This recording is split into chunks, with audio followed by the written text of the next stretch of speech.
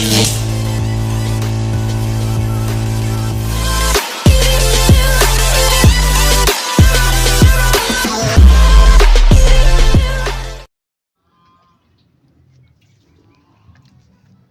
good morning. Wala tayong mission ngayon guys.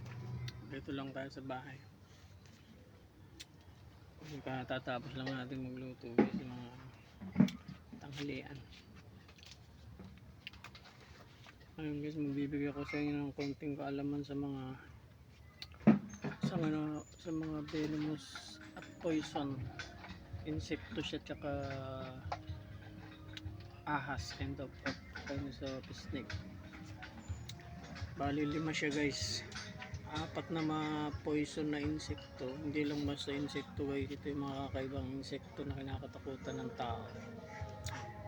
Tapos yung isa naman, siyempre yung snake, ahas, or cobra. 2 kinds of guys ng rat snake.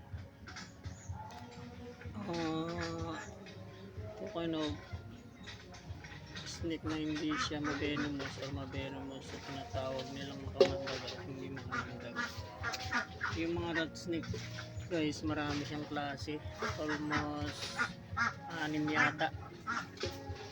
Yun lang 6 ang alam kong snake na hindi siya mavenomous, so yung tinatawag nilang rat snake. Ito, magbibigay ako ng sample sa inyo. Ito yung mga hindi makamandag na ahas, like manuka. Kulay nito brown. Pag nakita nyo guys, may konting itim. Mahaba lang siya ng mga 2 fingers.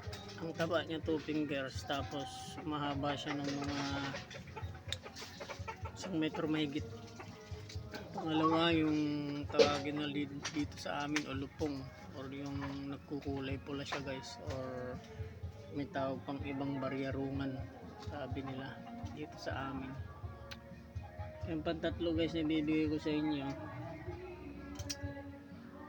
yung martin, kulay green naman siya.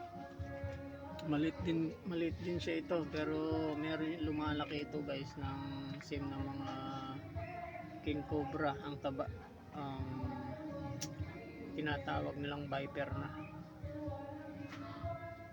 Ito yung mga hindi mapanganib guys, lang siya ng venomous.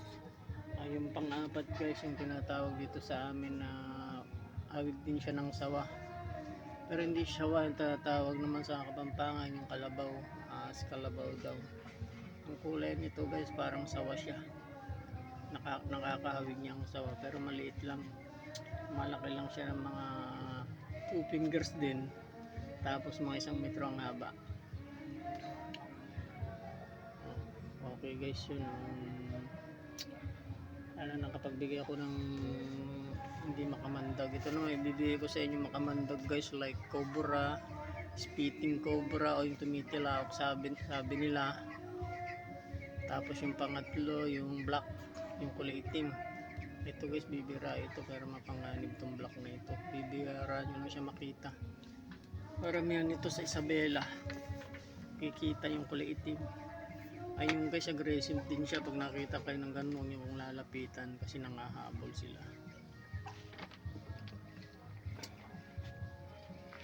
Okay po, ngayon ang bibigay ko naman guys sa inyo yung mga 4 na ma-poisonous na insekto, pero hindi lang siya basta insekto, isa siyang kinakatakutan din. Like ito yung una, tarantula.